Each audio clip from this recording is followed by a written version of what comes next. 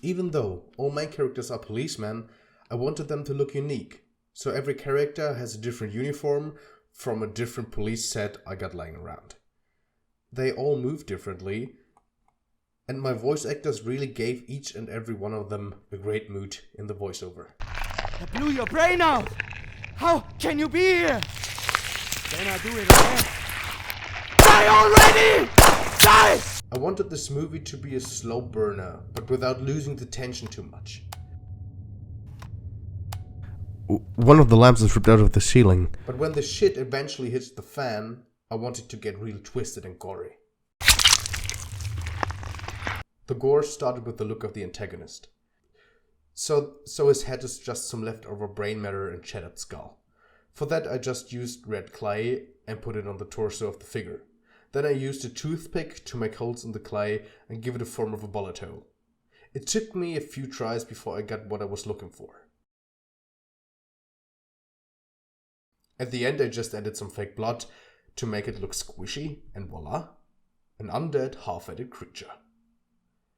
The death of Joe is a two-parter. First he's picked up and dropped down on the police car.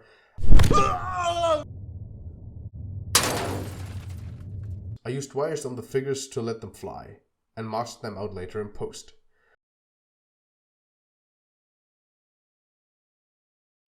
Then Joe is dragged into the Upside Down, where the house eats him.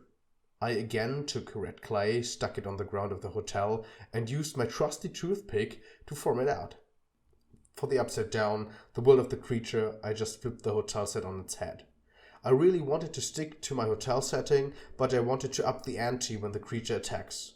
So I came up with the idea that the policemen are teleported to the world of the creature, which is still the hotel, but everything is upside down.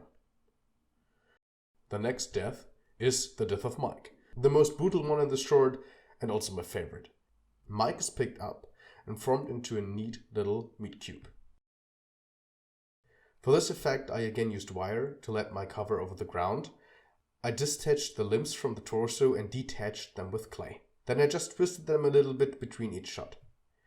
In post, I masked out the wires and added a little camera movement. Then I let the sound design do the rest.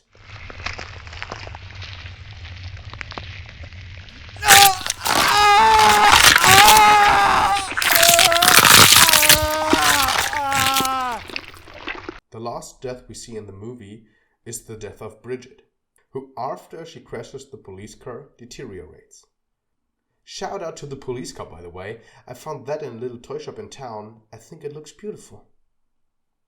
For the shot in the car, I just put the car windows on clay for the perfect height, and then put the two figures in the frame. Then I framed my camera so you couldn't see this wrecky construction. And I had my interior shot for the car. Perspective really is everything.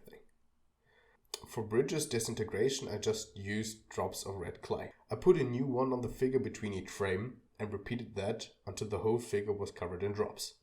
Then I put the figure away from the clay construction and let it sink to a puddle on the floor. And that's it for Rookie Nights. Hope you enjoyed it. Remember, there will be a colored version of Rookie Nights later this month. It has an extended scene, so definitely check it out. Thanks for watching, and take care, everybody.